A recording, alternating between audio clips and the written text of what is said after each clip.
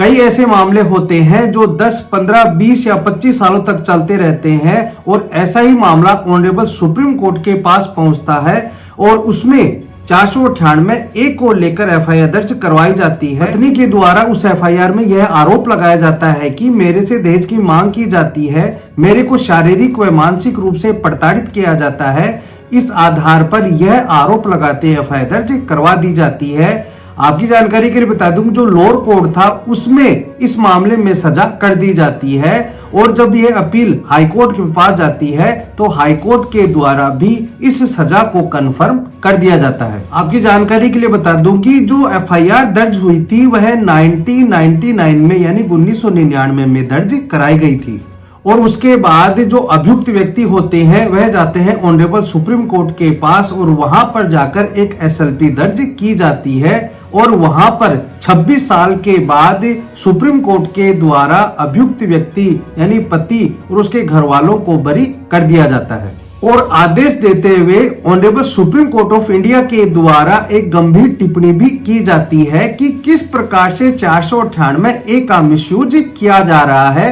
लेकिन अब नए कानून के तहत वह धारा हो गई है 85 BNS। जस्टिस बीवी नागरत्ना व एससी शर्मा के खंडपीठ के द्वारा इस मामले की सुनवाई की जा रही थी। 1999 में एफआईआर दर्ज होती है और इस मामले को डिसाइड होने में 26 साल लग जाते हैं। ऐसा क्या हुआ जिस कारण से इतना समय लग जाता है, जानने के लिए बने रहे वीडियो के अंत तक। मैं हेमंत सैनी एडवोकेट और आप देख रहे हैं हेमंत LLB लॉ। वीडियो अच्छा लगा तो प्लीज इसे लाइक करें। अगर आप चाहते हैं कि ऐसे इंटरेस्टिंग वीडियो मैं आपके लिए बनाता रहूं तो प्लीज चैनल को सब्सक्राइब जरूर से कर ले। इस मामले में 1999 यानी 1999 में एक एफआईआर दर्ज करवाई जाती है और पत्नी उस एफआईआर में यह आरोप लगाती है कि पति और उसके घर वाले मेरे को दहेज के लिए परेशान करते हैं, मेरे को शारीरिक व मानसिक रूप से प्रताड़ित करते हैं और जो खाना होता है उसमें नशीला पदार्थ भी देते हैं और मेरा अपमान किया जाता है और मेरे से 2 लाख रुपए की भी डिमांड की गई थी। और पत्नी के द्वारा एफआईआर में यह भी आरोप लगाया जाता है कि मेरा जबरदस्ती गर्भपात भी करवाया गया था।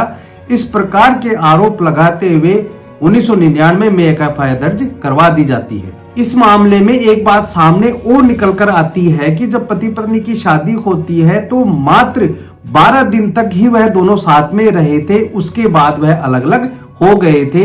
आपको पता है कि जैसे एफआईआर दर्ज होती है उसमें इन्वेस्टिगेशन होता है। इन्वेस्टिगेशन होने के बाद पुलिस के द्वारा न्यायालय में चार्जशीट पेश कर दी जाती है। जब यह मामला गर्भपात का होता है तो आईपीसी की धारा 313 लगाई जाएगी। इसके बाद सेशन कोर्ट के द्वारा इस मामले की सुनवाई की जाएगी। जब इस मामले की सुनवाई सेशन कोर्ट के द्वारा की जा रही थी तो सेशन कोर्ट के द्वारा इस मामले में आरोपियों को सजा कर दी जाती है और उसकी अपील की जाती है ऑनरेबल हाई कोर्ट के पास और हाई कोर्ट में भी इस सजा को बरकरार रख दिया जाता है। कहने का मतलब है कि सेशन कोर्ट ने जो सजा की थी हाई कोर्ट ने भी उस सजा को मान लेता है। अब इसके बाद हाई कोर्ट के आदेश और सेशन कोर्ट के आदेश के खिलाफ जो आरोपी व्यक्ति होते हैं वह जाते हैं ऑनरेबल सुप्रीम कोर्ट के पास और वहां पर जाकर एक एसएलपी दाखिल की जाती है।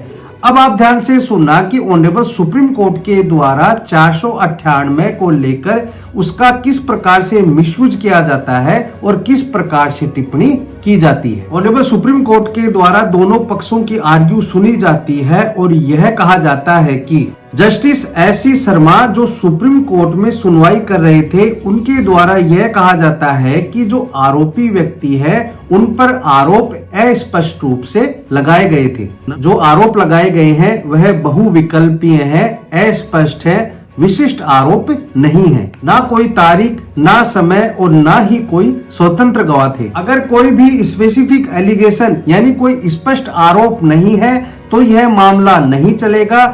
यह कई जजमेंट्स में बात कही गई है और साथ में एक सुप्रीम कोर्ट का जो जजमेंट है उसका भी हवाला दिया जाता है, Dara Lakshmi Narayan versus state of Telangana. इस मामले में यह कहा गया था कि बिना साक्ष्य के पति और उसके परिवार वालों के खिलाफ जो झूठी एफआईआर दर्ज करवाई जाती है, उसकी बढ़ती प्रवृत्ति पर सुप्रीम कोर्ट के द्वारा चिंता जाहिर की गई है। और सुप्रीम कोर्ट ने इसमें यह पाया कि इस प्रकार का दुरुपयोग न केवल अभियोजन पक्ष के मामले को कमजोर करता है, बल्कि शिकायतकर्ता पत्नी के जो आरोप हैं उनकी विश्वसनीयता पर भी गंभीर संदेह पैदा करता है। सुप्रीम कोर्ट के दोनों न्यायमूर्तियों के द्वारा दारा लक्ष्मी नारायण के जजमेंट पर विश्वास किया और क्रूरता के बारे में कहा कि क्रूरता शब्द का पक्षकारों द्वारा क्रूर दुरुपयोग किया जाता है और इसे बिना किसी विशिष्ट उदाहरण के सरलता से स्थापित नहीं किया जा सकता। किसी विशिष्ट तिथि, समय, घटना का उल्लेख किए बिना इन धाराओं को जोड़ने की प्रवृत्ति अभियोजन पक्ष के मामले को कमजोर बनाती है और इसके साथ ही जो शिकायत करता है, जो पत्नी है, उसकी शिकायत पर भी संदेह पैदा होता है। न्यायमूर्तियों के द्वारा आगे यह कहा जाता है कि मामले के गुण दोष के बावजूद हम इस बात से व्यथित हैं कि इस तरह से आईपीसी की धारा 498A व डावरी प्रोहिबिशन एक्ट की धारा 3 व 4 इन धाराओं का दुरुपयोग किया जा रहा है। कहने का मतलब है कि जो आईपीसी की धारा 498A है व डावरी प्रोहिबिशन एक्ट की धारा 3 व 4 है, इनका किस प्रकार से पत्नियां मिसयूज कर रही हैं। माता पिता, दूर के रिश्तेदार, अलग अलग रहने वाली विवाहित बहनें भी शामिल हैं, जिन्हें वैवाहिक मामलों में आरोपी बनाया गया है। शिकायतकर्ता यानी कि पत्नी द्वारा पति और उसके घर वालों पर जो आरोप लगाए गए हैं उन पर संदेह पैदा होता है और एक सुरक्षात्मक कानून के उद्देश्य को ही नष्ट कर देती है। सुप्रीम कोर्ट के द्वारा बहुत ही बड़ी बात कही गई है महिलाओं के प्रोटेक्शन के लिए। पत्नी के द्वारा इस प्रकार के जो सामान्य आरोप लगाए जाते हैं और जो कानून का मकसद है उस मकसद को ही खत्म कर देते हैं। कहने का मतलब है कि अगर किसी पत्नी के साथ सच में कोई भी क्रूरता होती है और पत्नी इस कानून के आधार पर कोई एफआईआर दर्ज करवाती है तो उसका मकसद ही सामने नहीं आता है।